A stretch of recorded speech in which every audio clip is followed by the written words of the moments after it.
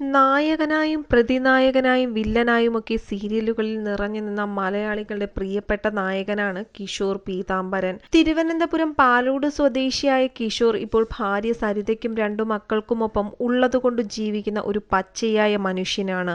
പഠിക്കുന്ന കാലം മുതൽ തന്നെ അഭിനയത്തോട് അമിതാവേശമായിരുന്നു കിഷോറിന്. ഡിഗ്രിക്ക് ശേഷം ജോലിക്ക് ശ്രമിച്ചെങ്കിലും നടന്നില്ല.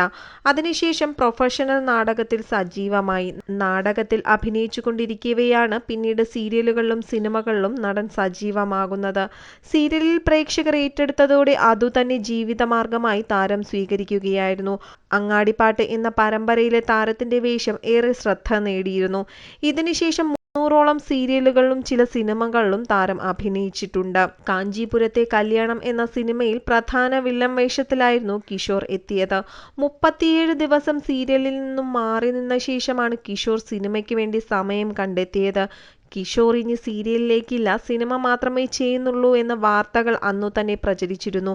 ഇതോടെ 2 മാസം ജോലിയില്ലാതെ വീട്ടിലിരിക്കേണ്ടി വന്നുവെന്നും കിഷോർ പറയുന്നുണ്ട്.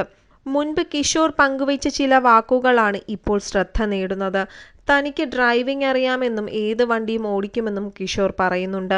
അങ്ങനെ വരുമാനത്തിനായി ഡ്രൈവിംഗ് പണിക്കിറങ്ങിയിരുന്നു. അതിനുശേഷമാണ് സരയുവിൽ അവസരം ലഭിക്കുന്നതും വീണ്ടും അഭിനയത്തിൽ സജീവമാകുന്നതും. അഭിനയത്തിലേക്ക് ആരും വിളിക്കാതെ ആയതോടെ താനും കുടുംബവും സാമ്പത്തികമായി ഏറെ ബുദ്ധിമുട്ടിയെന്നും കിഷോർ പറയുന്നുണ്ട്. എന്നാൽ ഡ്രൈവിംഗ് പണിയാണ് ജീവിതത്തിൽ തുണയായതും.